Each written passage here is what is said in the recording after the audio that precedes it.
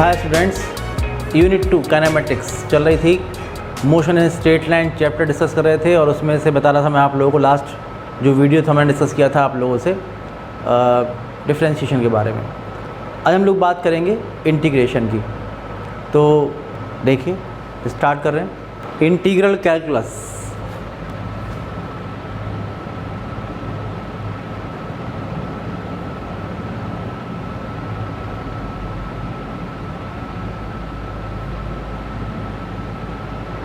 आप देखिए कि जो इंटीग्रेशन है ये डिफरेंशिएशन का रिवर्स प्रोसेस है। आप देखें कि अगर हम आपसे ये कहें कि एक फंक्शन ऑफ x है, आप ये लिखेंगे कि if d over dx of function of x, function of x का अगर आपने डिफरेंशिएशन किया और आपको क्या मिला, आपको मिला एक नया फंक्शन f डैश x। तो इसका जो इंटीग्रेशन होगा, इसका साइन है देन इंटीग्रेशन ऑफ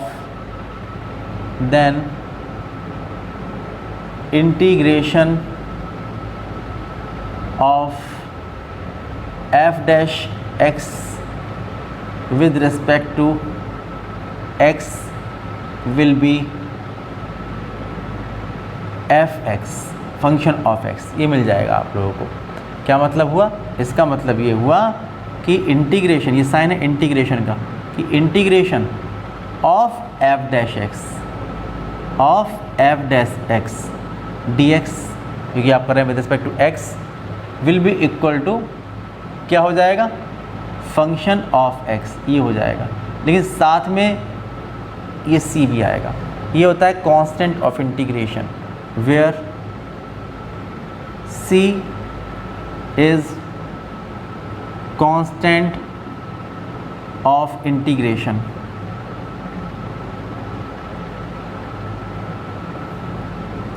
इसकी वैल्यू कुछ भी हो सकती है। क्या मतलब हुआ? देखिए ऐसा हुआ ना कि अगर आप लिखा फंक्शन ऑफ x, अब फंक्शन ऑफ x प्लस 0 है, फंक्शन ऑफ x प्लस 5 है, फंक्शन ऑफ x प्लस 7 है, फंक्शन ऑफ x प्लस 10 है, कुछ भी है, लेकिन d over D x of c जो होता है वो तो 0 होता है ना। इसलिए जो c की वैल्यू है वो कोई भी कांस्टेंट हो सकती है। इसलिए इस टाइप का अगर कोई भी इंटीग्रेशन है तो इसको हम लोग इनडेफिनिट इंटीग्रेशन कहते हैं। और जो f(x) होगा वो f डैश x का इनडेफिनिट इंटीग्रल होगा विद रिस्पेक्ट टू x। ये बात ध्यान है, क्या होगा? ये होगा इनडेफिनिट इंटीग्रल। आप लिखेंगे कि here f(x) will be indefinite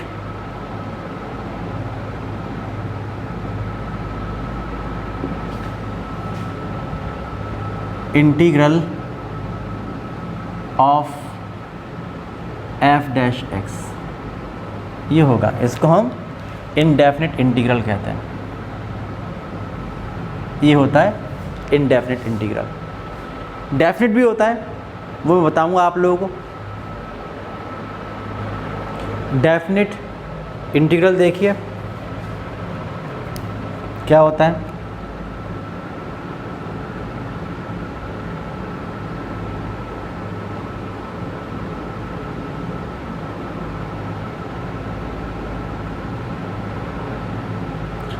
अगर हम किसी फंक्शन को जैसे f डैश x को इंटीग्रेट कर रहे हैं between lower limit and upper limit, यहाँ लिखते हैं लोअर लिमिट, यहाँ लिखते हैं अपर लिमिट, तो इस टाइप का अगर इंटीग्रेशन होता है तो उसे हम डेफिनिट इंटीग्रल कहते हैं। आप लिखेंगे कि if some function is integrated between lower limit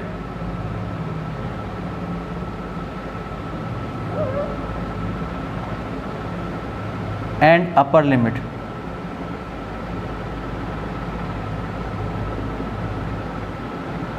then integration of f dash x with respect to x. Suppose lower limit a upper limit b, तो इसे लिखते हैं इस तरह से। देखिए आप जानते हैं कि जो इसका इंटीग्रेशन होगा वो कितना होगा, एफ एक्स यानी फंक्शन ऑफ एक्स, और ये होगी इसकी लोअर लिमिट, ये होगी इसकी अपर लिमिट। तो पहले लिखते हैं अपर लिमिट, एक्स के अपर लिखते हैं अपर लिमिट, फिर माइनस कर लिखते हैं एक्स या लोअर लिमिट। तो हो जाता है फंक्शन, जहाँ पर लिखा है एक्स वहाँ लिखेंगे of B minus function of A. Plus C अगर होता भी तो प्लस सी से प्लस सी कैंसिल हो जाएगा। तो ये हम लोग इस तरह से लिख सकते हैं। This is called definite integral.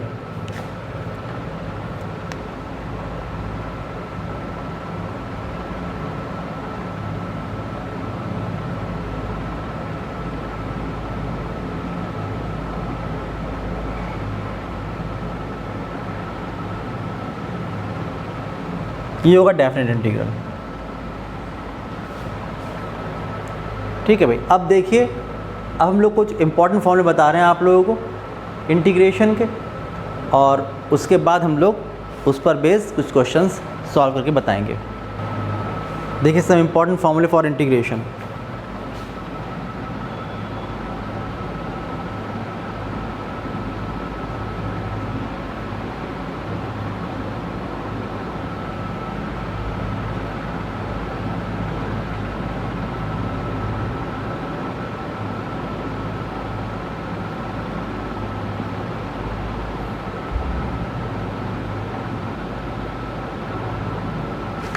देखते जाएं, बाद में इस पर बेस क्वेश्चन कर लेंगे। एक फॉर्मूला ये है कि integration of X raise to power N, तो लिखेंगे integration X raise to power N D x is equal to होगा X raise to power N plus one upon N plus one, साथ में प्लस कॉन्स्टेंट ऑफ इंटीग्रेशन आएगा। ये मैं लिख नहीं रहा हूँ, समझ में आना चाहिए बात आप लोगों को, ठीक है ना। ये फॉर्मूला आप लोगों को याद करना है। दूसरा ये कि integration of x D x कहीं पर ही लिखा हुआ है।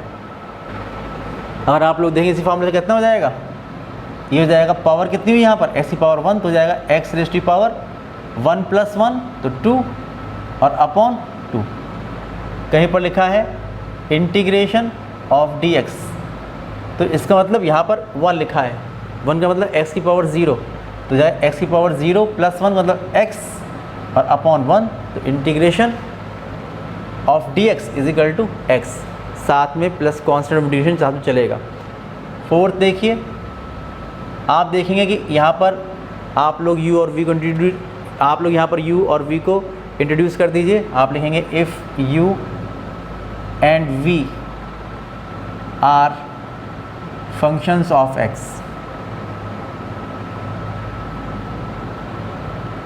then अगर u और v भी कोई फंक्शन है x के, जैसे कि मैंने आपको बताया था प्रीवियस वीडियो में, तो क्या होगा, then integration of some constant c u dx। अगर किसी फंक्शन का मल्टीप्लिकेशन किसी कांस्टेंट से है तो वो कांस्टेंट बाहर आ जाएगा इंटीग्रेशन से, तो जगह c इंटीग्रेशन u dx ये हो जाएगा। फिफ्थ देखिए, कहीं पर u और v फंक्शन है x के, लिखा हुआ है integration u plus v dx, तो वो हो जाएगा, पहले u का करेंगे फिर v करेंगे, तो हो जाएगा integration u dx plus integration v dx। जिस तरह से वहाँ पर ब्रेक कर लेते थे डिफ्रेंशिएशन को, वैसे ही आप लोग इंटीग्रेशन को ब्रेक कर सकते हैं। कहीं पर सब्ट्रैक्शन है integration u minus v dx, तो भी इसको आप ब्रेक कर सकते हो। आप लिखोगे integration u dx minus integration v dx, ये आप कर सकते हो। कहीं पर लिखा हुआ है integration of one upon x D x, ये लिखा हुआ है, तो बहुत ही ध्यान रखिएगा। इसका इम्पॉर्टेंट फार्मूला है log बेस ई एक्स, ये होता है। साथ में कांस्टेंट ऑफ इंटीग्रेशन तो चलेगा ही, और इसी फॉर्मूले की वजह से आप देखिए यहाँ पर एक्स की पावर -1 है तो ये है log बेस ई एक्स, इसलिए यहाँ पर ये फॉर्मूला एप्लीकेबल नहीं होता है। इसलिए ये ध्यान रखते हैं कि इस फॉर्मूले को आप अप्लाई करते हैं तो n must not be equals to -1, क्योंकि अगर -1 है तो उसके लिए ये वाला फार्मूला जो है वो एप्लीकेबल है। इसलिए sin x का इंटीग्रेशन, देखिए sin x का इंटीग्रेशन minus cos x, integration of cos x, ये sin x, sec square x का tan x,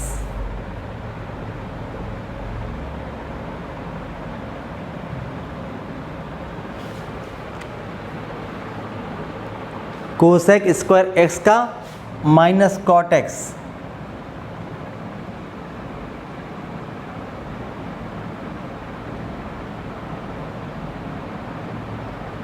minus cot x, sec x tan x का सेक x,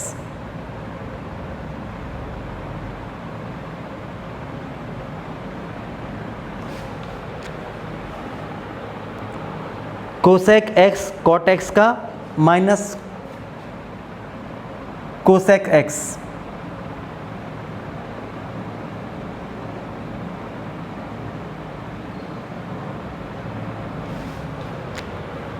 ये होता है e की पावर x का e की पावर x ही होता है, e raise to power x exponential.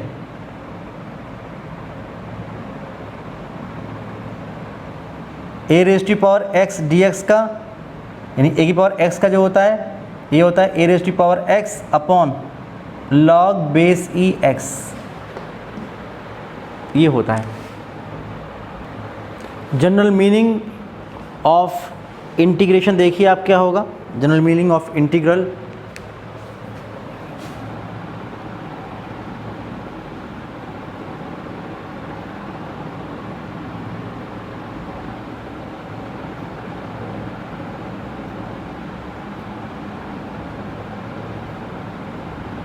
जैसे मैंने बताया था आप लोगों को डिफरेंशिएशन में, बिल्कुल वैसी बात समझिए कि अगर आपने एक ग्राफ प्लॉट किया,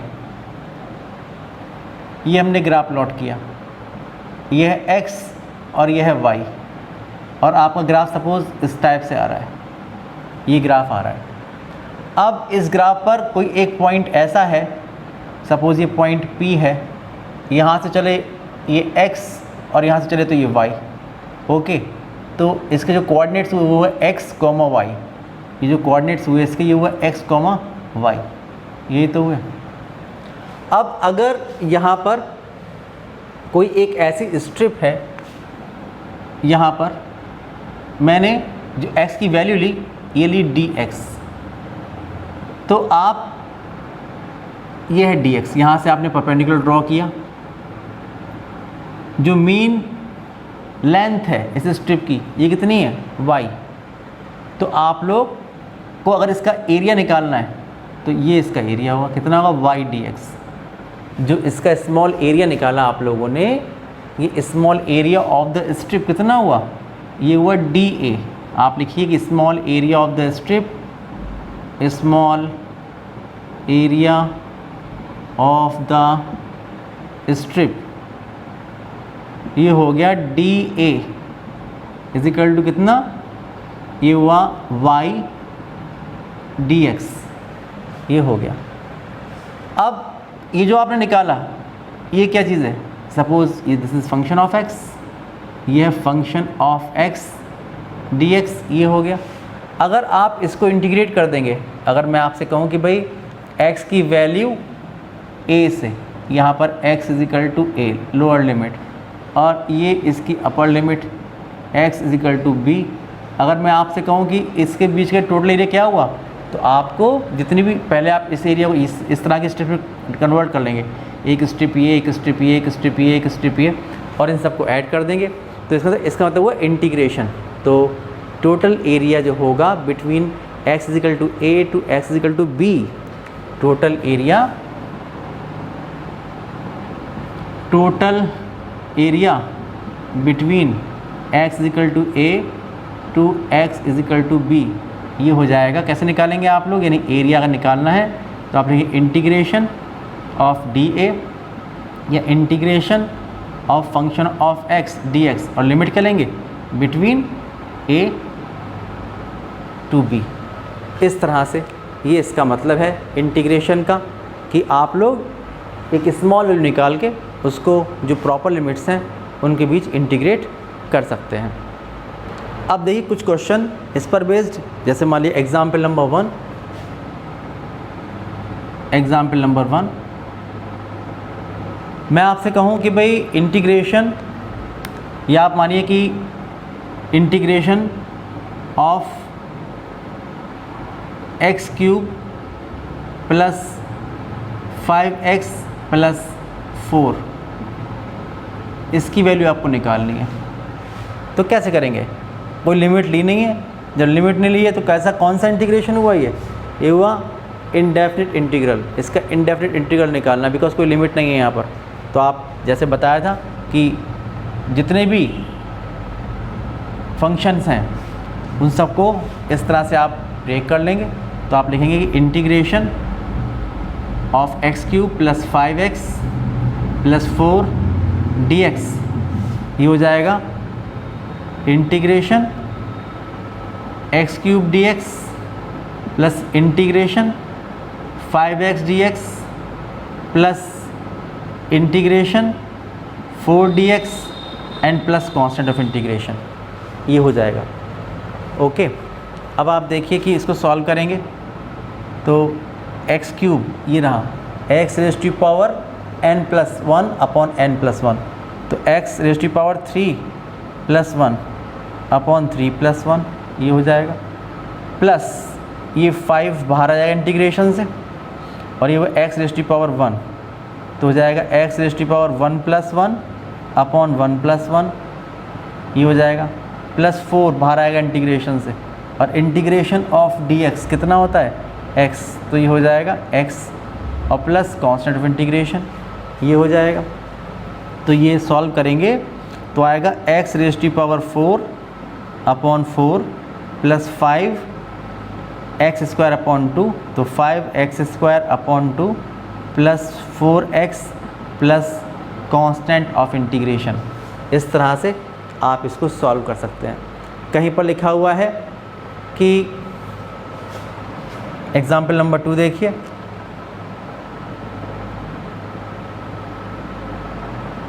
एग्जाम्पल नंबर 2, सपोज मैं आपसे कहूँ कि integration of 1 upon x plus x square plus 3, ये निकालना है आप लोगों को। ठीक है, तो पहले इसको आप ब्रेक कर लीजिए। तो इसका मतलब हुआ कि integration of 1 upon x plus x square plus 3 dx, ये 3 इंटीग्रेशन डिवाइड हो जाएगा। तो आप लिखेंगे integration of 1 upon x dx plus integration x square dx plus integration 3 dx and plus constant of integration, ये आ जाएगा। अब आप इसको सॉल्व करिए तो आप देखिए 1 अपॉन ऐसे इतना होता है लॉग बेस ई, लॉग बेस ई एक्स प्लस जब लिखा है एक्स स्क्वायर तो हो जाएगा एक्स स्क्वायर की पावर यहाँ पे n प्लस 1, तो x raise to power 2 plus 1 in 3 और अपॉन 2 प्लस 1 यानी 3, तो एक्स क्यूब अपॉन 3 प्लस यहाँ पर 3 बाहर आ जाएगा। इंटीग्रेशन ऑफ dx आप जानते हैं कितना होता है इंटीग्रेशन ऑफ dx, ये होता है x और प्लस कांस्टेंट ऑफ इंटीग्रेशन। तो इस तरह से आप इसको जल्दी से सॉल्व कर सकते हैं। इसके अलावा अगर हम बात करते हैं इसकी डेफिनेट इंटीग्रल की, तो उसके लिए आपको लिमिट लेनी पड़ती है, आप लिमिट लेके सॉल्व कर सकते हैं। बता रहा हूँ मैं आप लोगों को। एग्जाम्पल नंबर 3 देखिए,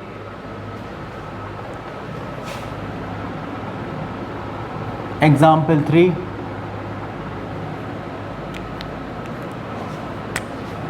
integration x square plus 3x plus 5 dx और लिमिट देखिए लोअर लिमिट 2 अपर लिमिट 5, ये आपको निकालना है। तो यहाँ पर लिमिट है इसलिए ये डेफिनेट इंटीग्रल होगा। सॉल्व कर रहे हैं इसको। Integration of x square plus 3x plus 5 dx lower limit 2 upper limit 5। तो पहले इसको 3 इंटीग्रेशन में ये आप इसको ब्रेक कर लेंगे, कितना हो जाएगा आप देखेंगे कि इसको ब्रेक कर लीजिए पहले।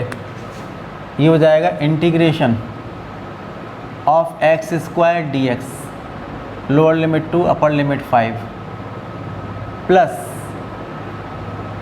देखिए 3 कांस्टेंट है, बाहर आ जाएगा integration of x dx lower limit 2 upper limit 5, ये हो जाएगा plus integration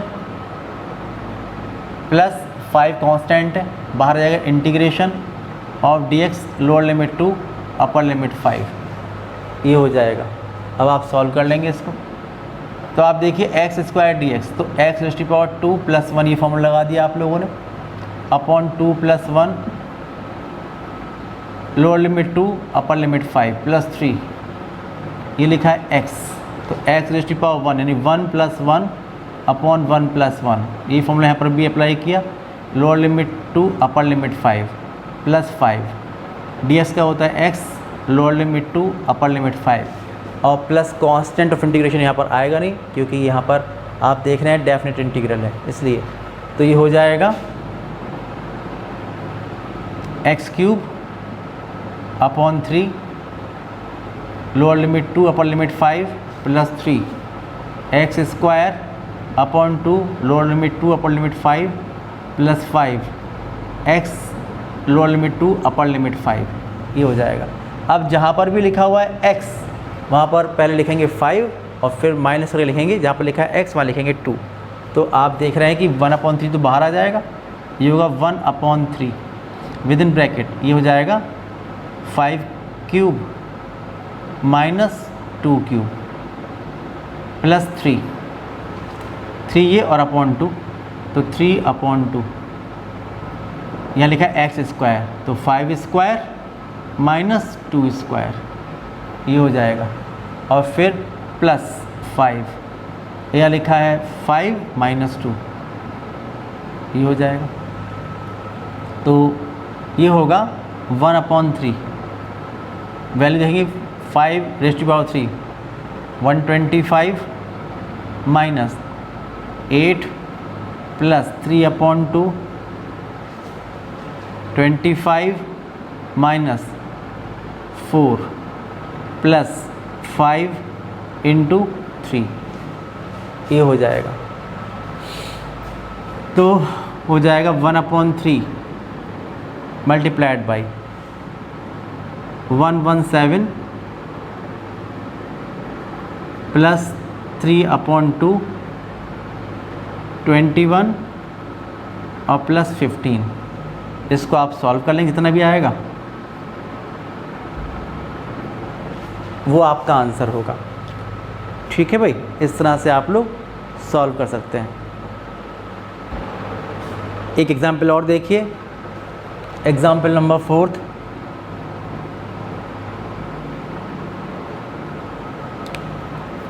integration of 1/x dx lower limit a upper limit b, ये निकालना है।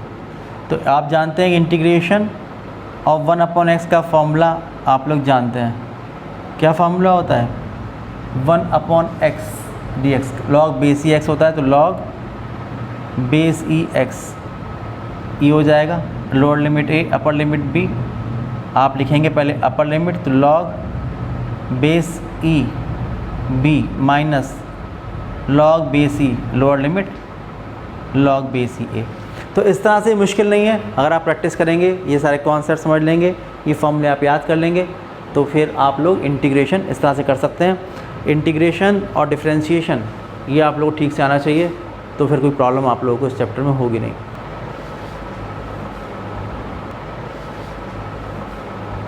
नेक्स्ट वीडियो में इक्वेशन ऑफ मोशन को ड्राइव करेंगे with the help of integration and differentiation with the help of calculus, और उसके बाद जो रिमेनिंग टॉपिक्स हैं उनको डिस्कस करेंगे। तब तक के लिए बाय बाय।